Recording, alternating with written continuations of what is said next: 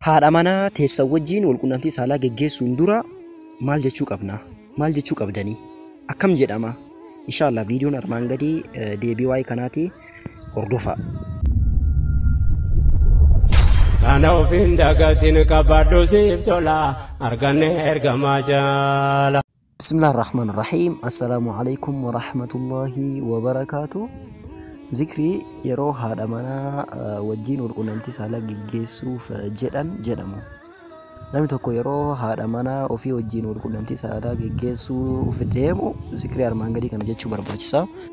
Amantiin Islaamaa akkuma beekamaa ta'e amantii the solution for humanity jedhamee beekama.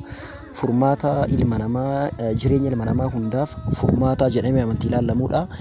Amantii waa'ee Rabbii qofa qabu haasawuu osoo hin ta'in amantii dhimma jiruu jireenya, dhimma fuudhaa heerumaa, dhimma bulmaataa, dhimma akkaataa wal hiikinsaa amantiin Islaamaa waa hunda keessa seenaa jechuudha. Kanaaf amantiin Islaamaas dhimma walqunnamtii saalaatiin wal qabatu waan irratti jedhu qaba jechuudha. Waan nu barsiisuu qaba, naamusa nu barsiisuu qaba. Nabiin keenya sallallahu alaihi wasallam wa fi bud'i ahadikum sadaqa jedhan. Namni tokko haadha manaa isaa walqunnamtii saalaa halaalaa jechuudha. Haadha manaa isaa qulqulliitti tanikaa godhe walqunnamtii saalaa isii waliin geggeessu yookaan sexual intercourse yeroo geggeessu ajrii itti argataa jedhan, sawaaba sadaqaa itti argataa jedhan. Kanaaf amantiin Islaamaa waan hunda keessa seenaa jechuudha. Kanaaf zikrii yeroo walqunnamtii saalaa geggeessuu hedan osoo hin dalagin dura zikrii jedhamu jira. Zikriin kun faayidaa hedduu qaba. Namoonni hedduun fedhii ofii geeffatumaaf qofa kan jedhantu jiru. Gariin waan hin beekneef kan dhiisantu jiru. Gariin osoo beekan fedhiin irra injifatee fedhii ofiitti deemuu malee zikrii kana hedduun nama ni dagataa jechuudha. Garuu zikriin kun faayidaa hedduu nuu qaba. Ilma dhalatuufis nuufis faayidaa hedduu qaba. Zikrii kana sirrii itti fayyadamuu qabnaa jechuudha. Nabiin keenya sallallahu alaihi wasallam hadiisa Imaam Bukhaarii fi Muslim odeessan keessatti Abdallah ibn Abbaas irraa akka odeeffametti ergamaan Rabbi sallallahu alaihi wasallam akkana jedhan.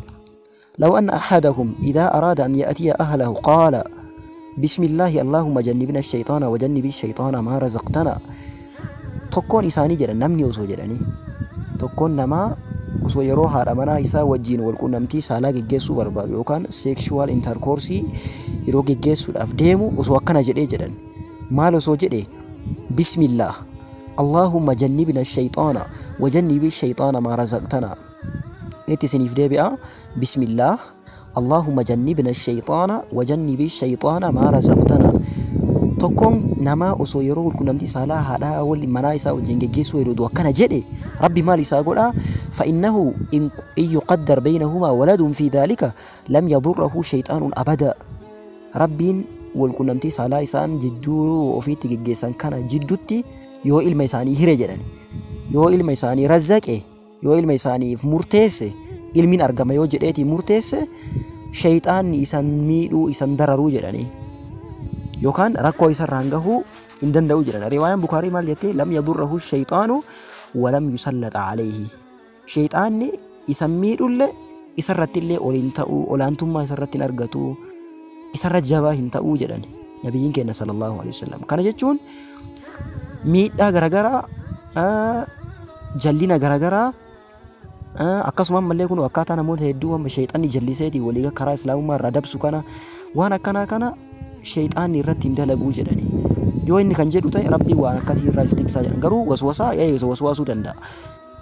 Ulamaan gariin maal jedhanii waan kanarratti laa yasra'uhu shayxaanun qaadii adfaati akkas jedhanii. Kana jechuun maali akkaataa kun namoota hedduu garana isaan kuffisaa deemu shayxanni waan akkanaa isaan godhuu jedhanii. Nama zikrii kana yeroo abbaan manaatii fi haati manaa jedhan ilma achii dhalate shayxanni akka isaan godhuu jedhani. Ulamaan gariin isaan jallisuu jedhani. waswasaallee keessa isan buusuu jedhan garuu waswaasuu ni danda'a garuu ammoo isa jallisuu hin danda'u jedhan karaa irraa isa balleessuu isarra olaantummaa argatu hin danda'u jedhan. Kanaaf amantiin Islaamaa amantii akkanaati. Amantii akkanaa rabbiin nu kenne alhamdulillahi rabbil aalamiin. Zikrii kana irra deddeebiidhaan dhaggeeffadhaa hafazaatiin itti dalagaa isiniin jedha. Yeroo gaarii isiniif haa ta'u. Assalaamu alaykum wa rahmatullahi wa barakaatuh.